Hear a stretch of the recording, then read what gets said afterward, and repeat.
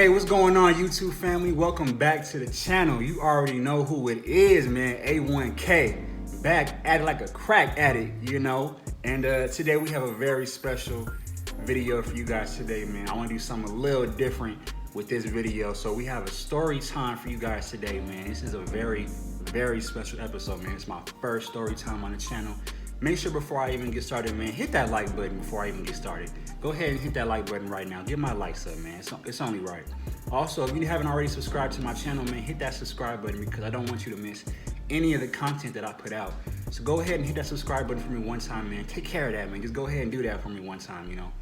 And, you know, like I said, man, we have a very special video today. It's a story time. You know, I want to talk about basically a time when I had gotten arrested by San Bernardino County Sheriff, man, and you know, they had pulled up on me while I was sitting in my car at the park, man, and you know, just minding my business, you know, just being a regular civilian, not doing nothing illegal, you know, not breaking any laws, you know, just sitting in my car around 8:30 at night or whatever, you know, not too late, you know, I was about to go home, you know, I was just, you know, sometimes I sit in my car, I watch videos or what have you, you know, check my email, things like that.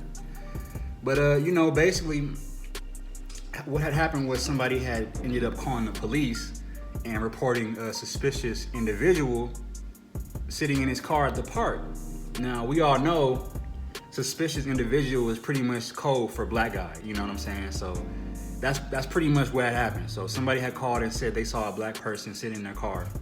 Police show up just like that, you know, that's just the way it works. But basically, you know, the police had pulled up on me or whatever, you know, and they do their little routine where they, you know, they try to ask who you are and what you're doing here, things like that. And, you know, I'm 100% responsive, you know, I'm answering all their questions and things like that. But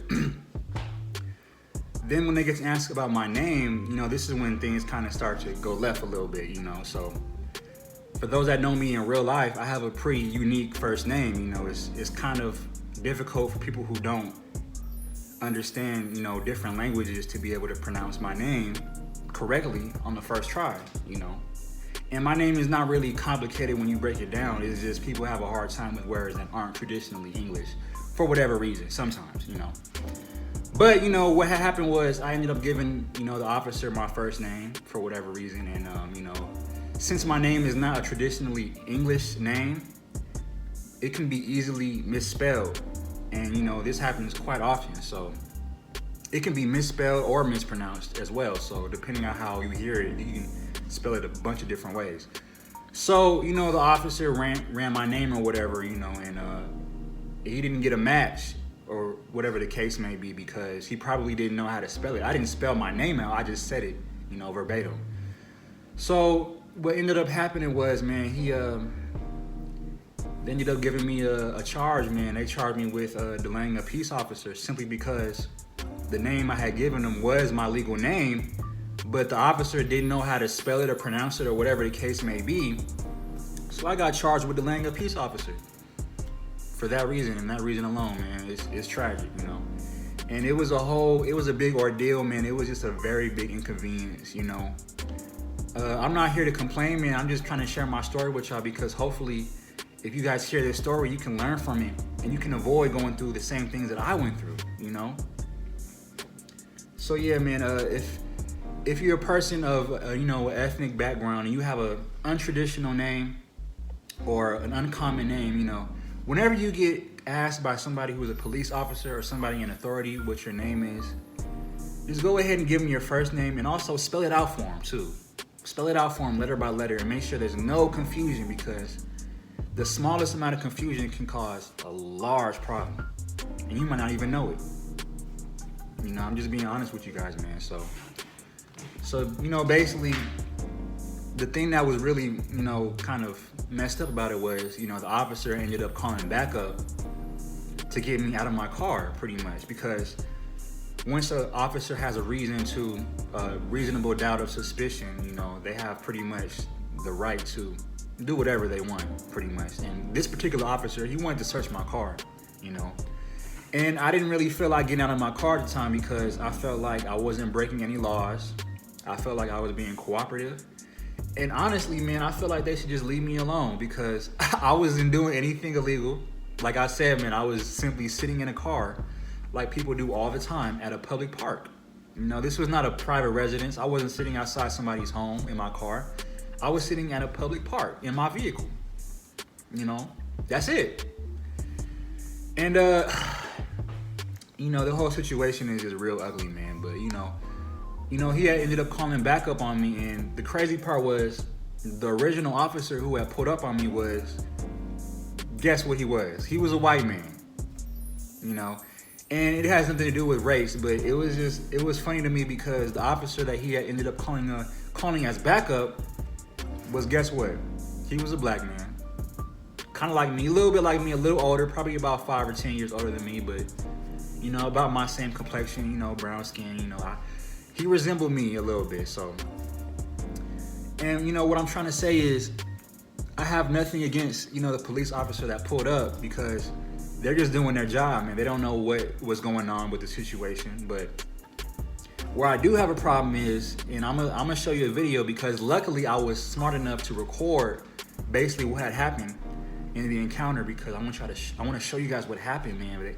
They basically pulled me out of my car, man, against my will, and sat me on my chest on the ground, man, on a hard concrete ground. You know, they pulled me out of my car very forcefully. You know, I could have very well been injured, you know, but thankfully I wasn't hurt. I wasn't injured or anything like that. But you know, it's just, you have to be careful when you're dealing with people, man, because you never know when an injury can occur like that. So yeah, they ended up pulling me out of my car, man, and you know, I'll break down the rest of it after the clip, man. But I'm gonna go ahead and roll the clip just so I can see what actually happened, man. So go ahead, without further ado, roll the clip right now. Roll the clip.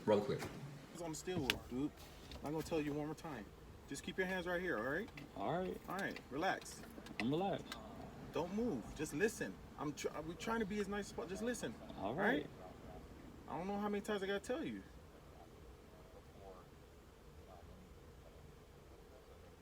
So I'm gonna just hold on to this arm. You're not getting this arm back right now. All right? Because you don't know how to listen. I am recording though, but all right. No, you can. We're recording too. But how many times did I warn you on your recording? Once. Oh, okay. Well, I've warned you numerous times, and throughout this whole conversation, I've told you to keep your hands on steering wheel, didn't I? Go back on tape. I'm on. Open the door. What's All right, your man. name? So I just got off the phone with your dad, so, and Daniela, or whatever her name is, so. Hold on, let me get out the car. Get out the car. Get on your stomach now. Bullshit. At this point in time, you're under arrest for delaying a police officer.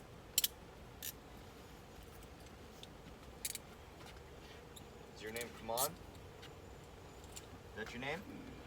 Kaman Alexander? All right, well, you got something like that. All right, we're gonna figure it out. We're gonna get you fingerprinted at the jail, but I just want to let you know at this point in time you're under arrest.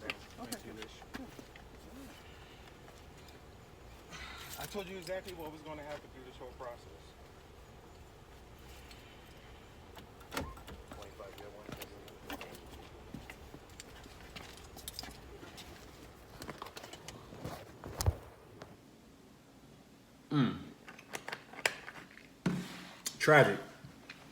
Tragic.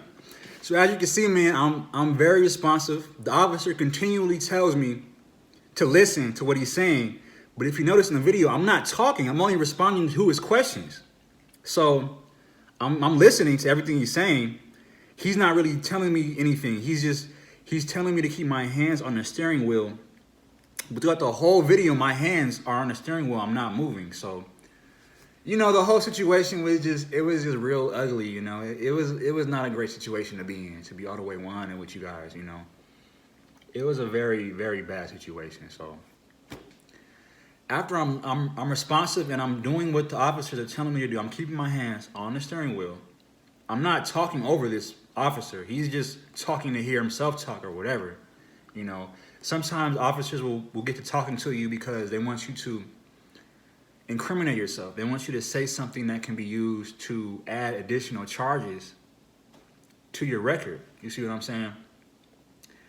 And, you know, I'm the type of person where I really know when to keep my mouth shut. You know, I know when to speak and when not to speak. So a person to tell me to just listen is like, that's that's irrelevant because all I really do is listen. You know, I'm not gonna speak over a person. That's just not who I am. So, but anyways, getting back to what happened after the video, you know, they pulled me out of my car, slapped some handcuffs on me, you know, the whole nine, things like that.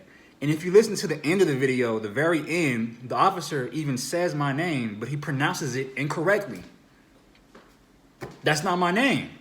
So, you know, it's just like, I probably should have been more diligent on my end. I'm not gonna lie. There's a bunch of things I could have done differently to maybe prevent that entire situation from transpiring, you know, but you know, hindsight is 20/20. You know, I was in the heat of the moment, man, and sometimes I'm gonna be honest with you guys, man. I get nervous around police, you know. Sometimes I just get nervous, you know.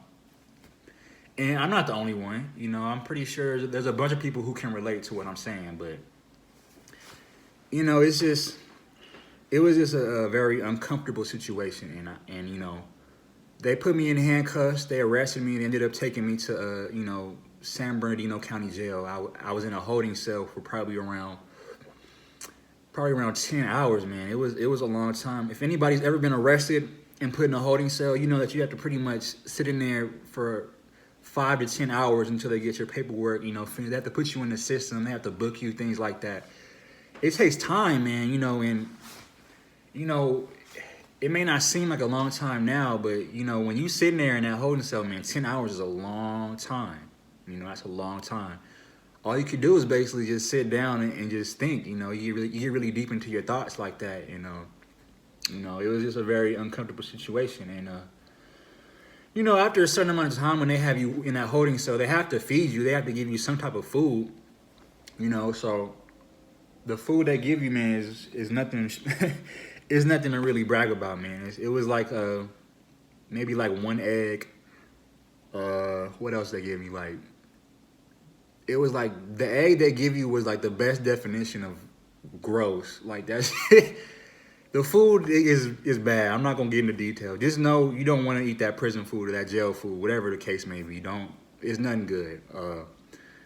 So yeah, I'm in the holding cell, man, for like 10 or so hours, and you know, after I get released, they charge me with you know, delaying a peace officer or whatever, and I gotta, you know, sign a promise to appear in court and things like that.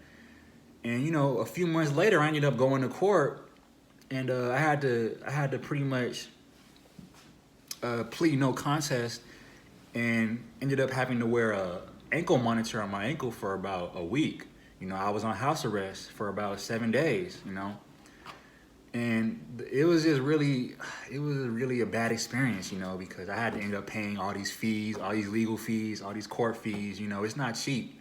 You know, they gonna want their money. So after paying all the fees, after doing all of my, you know, house arrest time, you know, I finally was able to put that whole situation behind me, man. But it's just really, you know, sad to me that this whole situation started because somebody wanted to call the police on me, man. Because I was a black man in a white neighborhood, predominantly, just minding my business, you know?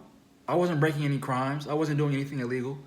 The police officers searched my car and they found no narcotics. They found no drugs, nothing illegal, no illegal possessions like that, you know? And it's just really sad, man. You know, I hope that somebody can watch this video and just learn from my experiences, man. If you have a uncommon name and you encounter the police in any way, just be wise, have wisdom with that. You know, you want to spell your name out phonetically. You know, you want to make sure that the officer knows how to pronounce and spell your first name. That way they can't charge you with any delay. They can't charge you with a false ID. Okay.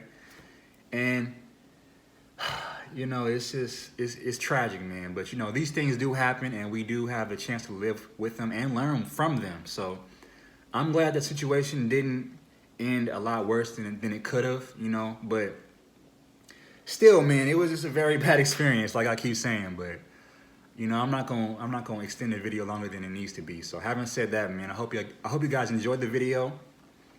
If you have not already liked the video, hit that like button. If you have not already subscribed to the channel, please subscribe to my channel, man, because I'm coming with this content and I don't want you to miss any of it, okay? So hit that subscribe button, like the video. I'm gonna put both of my social medias in the description of this video below. Make sure you follow me on my Instagram and my Snapchat, man. I would prefer to have only the female viewers add me on my Snapchat, but you're free to do whatever you want, man. I'm just having that be said. So, with that being said, man, make sure you take care of yourself or nobody else will. Self-love is the best love. And I'm out. Peace.